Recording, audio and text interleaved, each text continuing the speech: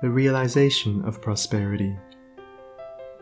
It is granted only to the heart that abounds with integrity, trust, generosity, and love to realize true prosperity. The heart that is not possessed of these qualities cannot know prosperity, for prosperity, like happiness, is not an outward possession, but an inward realization. The greedy man may become a millionaire, but he will always be wretched, and mean, and poor, and will even consider himself outwardly poor, so long as there is a man in the world who is richer than himself. Whilst the upright, the open-handed and loving will realize a full and rich prosperity, even though their outward possessions may be small.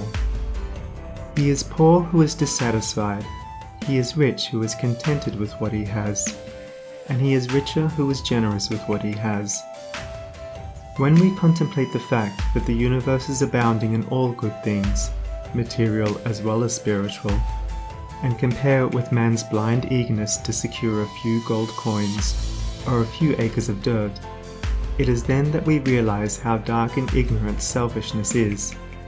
It is then that we know that self-seeking is self-destruction. Nature gives all, without reservation, and loses nothing. Man, grasping all, loses everything. If you would realize true prosperity, do not settle down, as many have done, into the belief that if you do right, everything will go wrong. Do not allow the word competition to shake your faith in the supremacy of righteousness. I care not what men may say about the laws of competition, for do I not know the unchangeable law, which shall one day put them all to rout, and which puts them to rout even now in the heart and life of the righteous man? And knowing this law, I can contemplate all dishonesty with undisturbed repose, for I know where certain destruction awaits it. Under all circumstances, do that which you believe to be right, and trust the law. Trust the divine power that is immanent in the universe, and it will never desert you, and you will always be protected. By such a trust, all your losses will be converted into gains, and all curses which threaten will be transmuted into blessings. Never let go of integrity, generosity, and love, for these, coupled with energy, will lift you into the truly prosperous state. Do not believe the world when it tells you that you must attend to number one first, and to others afterwards. To do this is to not think of others at all, but only of one's own comforts. To those who practice this, the day will come when they will be deserted by all, and when they cry out in their loneliness and anguish, there will be no one to hear and help them. To consider oneself before all others is to cramp and warp and hinder every noble and divine impulse.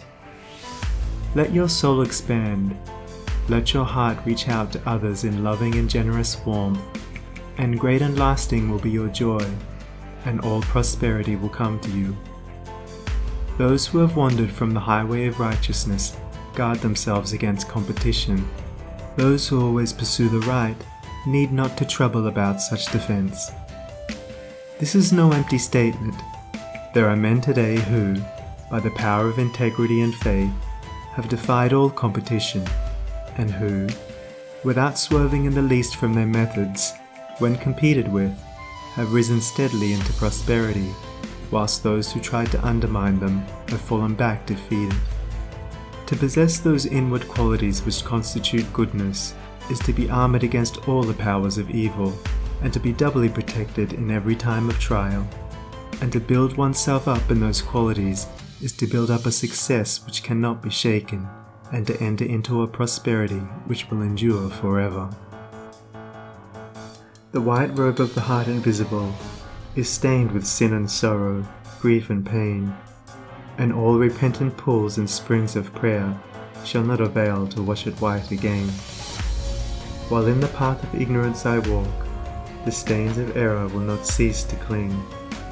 Defilements mark the crooked path of self, where anguish lurks and disappointments sting.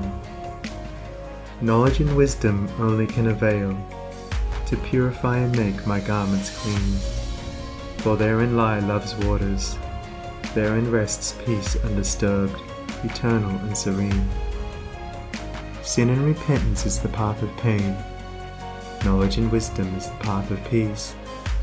By the near way of practice I will find where bliss begins, and how pains and sorrows cease. Self shall depart, and truth shall take its place. The changeless one, the indivisible, shall take up his abode in me, and cleanse the white robe of the heart invisible.